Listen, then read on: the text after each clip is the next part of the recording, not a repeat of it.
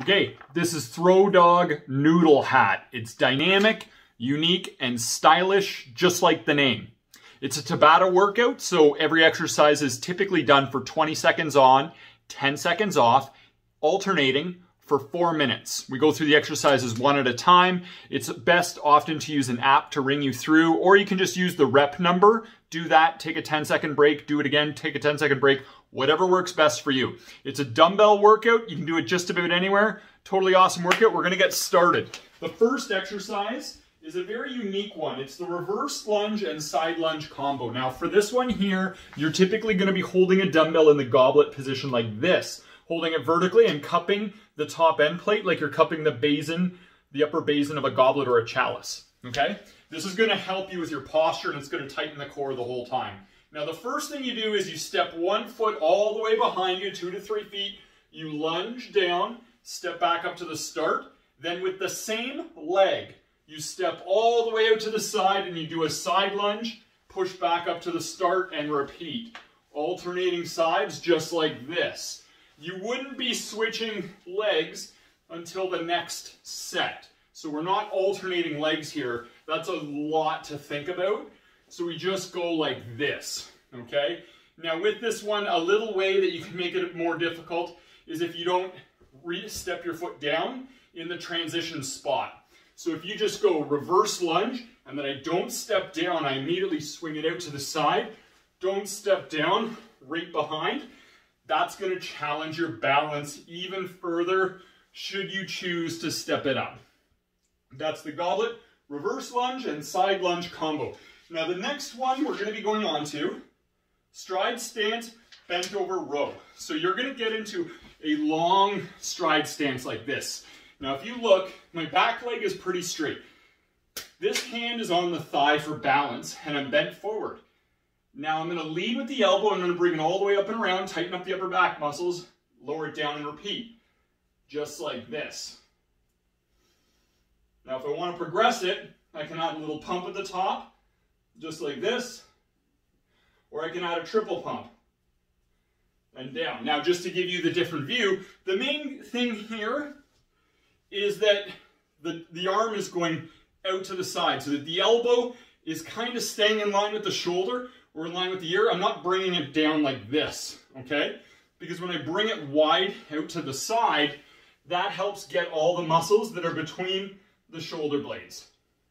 And as you can see, I've got my hand on my lead thigh to help prop myself up. It can be a progression to put that hand on the hip instead, so you're using a lot of the postural muscles. That's up to you. We do all reps on one side. You switch sides each set typically.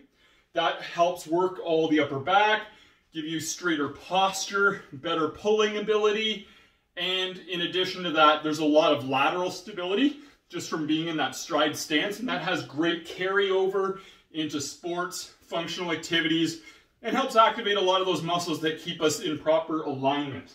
Now the next one we're going to be doing, sideways crawling. So you're going to be crawling on all fours, like you used to back when you were in diapers, basically.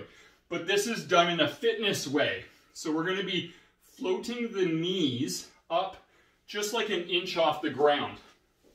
So what you do here is you'd be on all fours. Now I'm floating the knees and I'm just going to walk all the way to one side until I run out of room. So I might go to the end of the room and then I go all the way back like this. And the whole time my knees are held off the ground. So just to give you a different view, so this is knees down, this is knees up. And I'm just traveling sideways. And if you do get really fatigued, then you just go from the knees with the knees down. So floating those knees on sideways crawling really brings a ton of muscle into play. It's going to force the core to fire. You're going to feel it in your thighs. This exercise is great for the hips. It's great for the shoulders, great for the spine and core. And it'll get your heart rate going. It's going to get a lot of muscle going. You can do it, once again, you can do it just going wall to wall if you need to. There is a variation you can do if you don't have any space at all. If you don't have any space, and you're literally like, I can't really travel side to side, then you just imagine that there's a pole going through your belly button, and you just kind of rotate counterclockwise for a revolution, and then you would rotate clockwise, and you just alternate directions. So you're literally just spinning in circles. That's only if you have to. You don't have the room to do the side-to-side traveling variation. Now, next up is forward lunge and overhead clap. This workout in particular has a fair bit of lunges. We have a side lunge and reverse lunge combo. Now we're doing a forward lunge. This makes it a very athletic workout, okay? So you're learning to lunge in all the major directions, and that's really practical to physical activity and athletics. So it has a lot of carryover there. Now with this lunge in particular, what you're gonna do is you take a big, huge step, 2 to 3 feet forward, and you clap your hands together overhead. Just like this, okay? So you're getting some shoulder involvement in. I'm just gonna give you the sideways view. And alternating sides. Now as a progression, we could hold on to light weights. Very light weights, like 1 to 3 pounds. I'm going to use 5s here, but you get the idea. You just want to go with a very light weight because it's a long lever arm to do this full range of motion lateral raise. Bringing up together overhead, okay? That's going to be good for the shoulders, shoulder rotation. It's good for the hips and thighs. It's going to get your heart rate going a little bit. Once again, an excellent all-round exercise. Now the next one we're going to be doing is for the triceps. This is a sumo tricep kickback. Sumo usually means like feet really wide apart. So it just makes you a lot more stable. From this position, you'd be bent forward about 45 degrees with a straight spine. You have your elbows up like this. You're going to extend the arms straight out behind you, lower it an inch, extend back up, lower it down till the forearms point down. Not up to here, just till they point down about a 90-degree bend in the elbow. So pump at the top, down. Pump at the top, down. And you will feel that in the back of the arms, in the triceps. We're not going very heavy here either. Very lightweight, typically 3 to 5 pounds to start. And just keeping that very straight spine. If it's too hard, then you just cut out the pump and you do a regular kickback. So it'd just be like this, okay? No pumping at the top if it's too hard. And that's a great exercise for the low back and for the triceps. You should feel it in both. Now the next one we're going to be doing is flamingo hammer curls, okay? So flamingo usually just means you're standing on one leg. If you have challenges standing on one leg, then rather than standing on one leg, with the raised leg, you just have the toes just touching the ground ever so slightly. So we're going to try for this, but if you have to, just put that foot down, touch the toes down. So this one here, you're holding the dumbbells down by your sides, and you're just going to curl them up, alternating sides. So I'm using a thumbs up grip, and just to give you a closer view of the curl, it's like this, okay? Just an alternating hammer curl on one leg. And what's going to happen is we're working the long head of the biceps with the curl, and then just standing on one leg and alternating sides with the weights brings in a whole bunch of those foot and ankle muscles, okay? So you'll be able to almost feel them twitching to try to keep you stable, and that's going to be great for overall foot and ankle fitness. And your entire body's on your feet and ankles, so if you have sloppy feet and ankles, those compensations and mechanical inefficiencies go all the way up the kinetic chain. So we always want to prioritize having great fitness in the foot and ankles because it's your base for everything. Now the last exercise here is the 4-point jumps. So I want you to imagine almost like an addition or plus sign. That symbol where it's kind of like a vertical line and then right through it is a horizontal line. That's kind of like the pattern that we're jumping here. So we start in the middle, we're going to jump forward, back, behind, back, you know, left, back, right, back. We're kind of working our way around that pattern there. So I'm going to have, arm position here is quite variable. Sometimes I'll get people to put their hands behind their head, something like that. Commonly, I just have people press their palms in front because that helps tighten the core.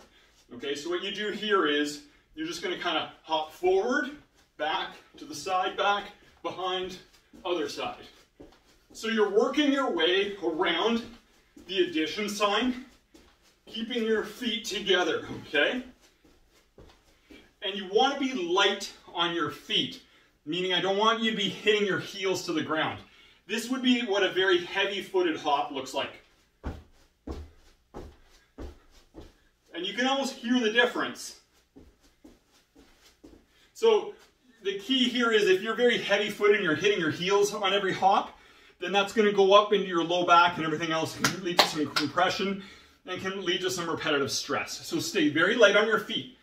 Now, with this one, sometimes I'll get, back when I was training a lot more with pro athletes, I'd get them to do drills like this, holding heavy weights down by their sides, okay? So you can always experiment with that as a progression. The most common progression here is to do it one-legged. So we're doing the same pattern, but you're just kind of hopping forward, back, side, back, behind, back, other side. Switching legs each set. That's another great progression, should you feel ready to. Many times the hopping can be a little bit of a concern for some people. Maybe you have really sensitive feet and ankles, really sensitive knees or hips or low back or something, and you're just concerned it's going to rattle it around. No problem. Please don't do that. Do this instead. Just hold on to a wall and lift your heels all the way up and down instead. Okay? 2 legs if you need to, or you can try just one leg, alternate legs each set. So just doing calf raises as a low impact alternative if you need to, and then if you get clearance, you don't have a lower body concern or anything, you get clearance, you can go on to the plyometric variation we did where you're jumping between spots. So that concludes Throw Dog Noodle Hat. That's the name. Throw Dog Noodle Hat, a workout that's just as unique and unusual in name as it is in exercises.